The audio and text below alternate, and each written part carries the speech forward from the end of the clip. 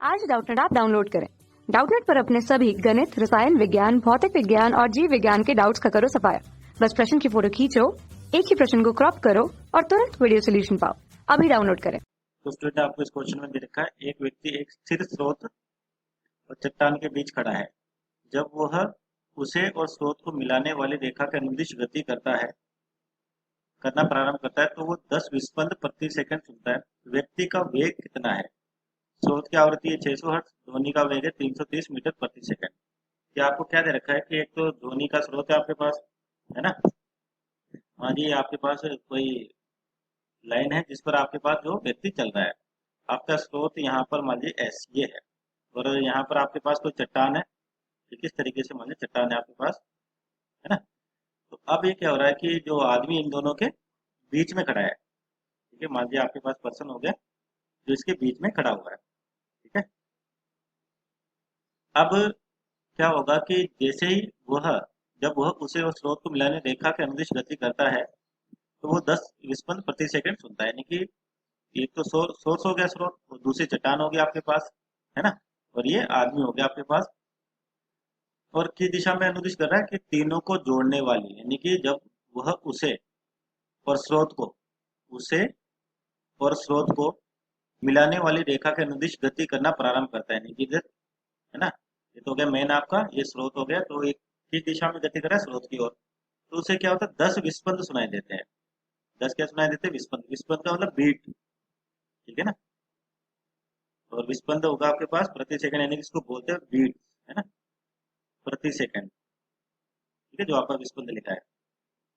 तो ये जो स्रोत है इसकी आवृत्ति दे रखी है आपको। स्रोत की आवृत्ति तो एफ एस 600 हर्ट्ज,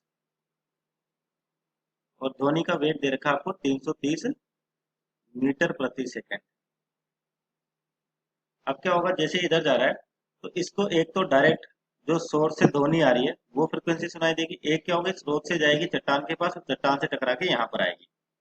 तो मान लीजिए मैं पहले सोर्स और मेन इसकी बात कर लेता हूँ कि दोनों के बीच में तो जो फ्रीक्वेंसी सुनाई देती है, या फिर डॉपलर इफेक्ट का आपका जो जनरल फॉर्मूला होता है कि अपरेंट फ्रीक्वेंसी बराबर v प्लस v माइनस भी लिख सकते हैं अपन, है ना, ऑब्जर्वर बटे v plus minus v source into original frequency. अब प्लस का भी यूज करते हैं और माइनस का भी यूज करते हैं, ये आपका डिपेंड करता है इसकी कंडीशन पे, मोशन पे, है ना। तो आपके पास आगे, ठीक है, तो यहाँ बात करते हैं अब एफ के बारे में निकालते हैं। अब देखो v तो आपके पास ध्वनि का वेग है ना, इसको तो v लिख देते हैं एक बार, और प्लस माइनस v नॉट। अब देखो आपके पास जो सोर्स है और ये आदमी सुन रहा है, तो इस कंडीशन में ऑब्जर्वर ये होगा भी आपके पास, और ये किधर जा रहा है? स्रोत की ओर जा रहा है। तो फिक्स है कि आवृत्ति बढ़ेगी। आवृत्ति बढ़ेगी तो यानी कि आपके पास जो ये प्लस का सिंबल दे रखा है ये यूज होगा। अगर मान लो दूर जाता है इसे तो आवृत्ति घटती, तो यानी कि ये टर्म माइनस होती है। तो v प्लस वी नॉट, है ना, बटे में v, और सोर्स आपका रेस्ट पर है तो इससे तो आपके 0 हो गया, और एफ डैश हो गया आपके पास। फ्रीक्वेंसी कितनी स्रोत की? 600 हर्ट्ज। तो यहाँ पर मान पुट करते हैं अपने पास, ध्वनि का वेग है 330 प्लस वी नॉट बटे 330 गुना 600, ठीक है। तो ये मान लिया आपके पास पहली समीकरण होगी। उसके बाद दे रखा है कि आपके पास अब क्या होगा, एक ध्वनि कौन सी सुनाई देगी इसको, जो यहाँ से मतलब स्रोत से किसके बाद आएगी? चट्टान के लिए। ध्यान रखना, आप अपन स्रोत और चट्टान की बात करें, मतलब सी लिख देते इसको, है ना। तो इसके लिए जो आप पहले तो यहाँ पर आवृत्ति निकालें इसी फॉर्मूले से। ध्वनि का वेग कितना है? 330।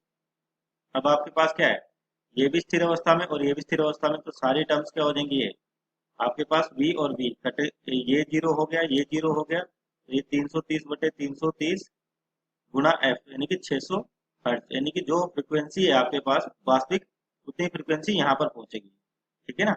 अब क्या होगा, यहाँ से अब फ्रीक्वेंसी टकराकर इधर जाएगी। तो यानी कि अब सेकंड केस के, सॉरी थर्ड केस के लिए जो आपके पास चट्टान थी, अभी कैसे बिहेव करेगी? सोर्स की तरह बिहेव करेगी, क्योंकि यहाँ से आपके पास आवृत्ति आ रही है। और ऑब्जर्व कौन करेगा? आदमी, यानी कि ऑब्जर्वर अभी भी कौन है? मैन है, और इससे दूर जा रहा है। तो अब आवृत्ति निकाल लेते हैं, एफ डबल डैश बोल देते हैं इसको। तो ये रहा formula v plus v naught. v तो आपके पास 330 है इसी, है ना। ऑब्जर्वर की स्पीड है, और ऑब्जर्वर दूर जा रहा है, दूर जा रहा है तो आवृत्ति घटेगी, तो माइनस लोगे आप, बटे v 330 सॉरी कितना आएगा 330, और ये आपके पास अब जो स्रोत है वो कैसे है, रेस्ट कंडीशन पे है ना, इनटू आपके पास हो जाएगा 600 हर्ट्ज, ठीक है ना, एफ डैश लिखोगे यहाँ पे 600 हर्ट्ज, तो ये आपके समीकरण 2 होगी।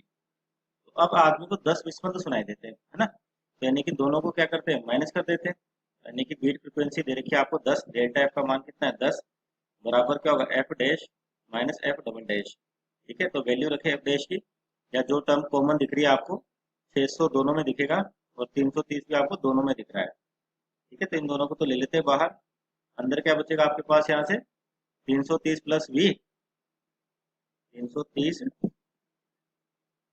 प्लस वी नोट माइनस है ना 330